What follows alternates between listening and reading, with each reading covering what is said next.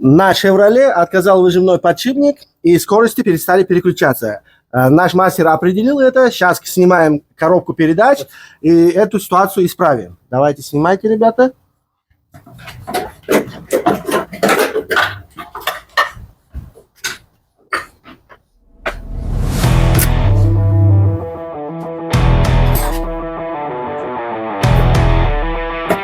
Как предполагали, выжимному подшипнику вообще хана.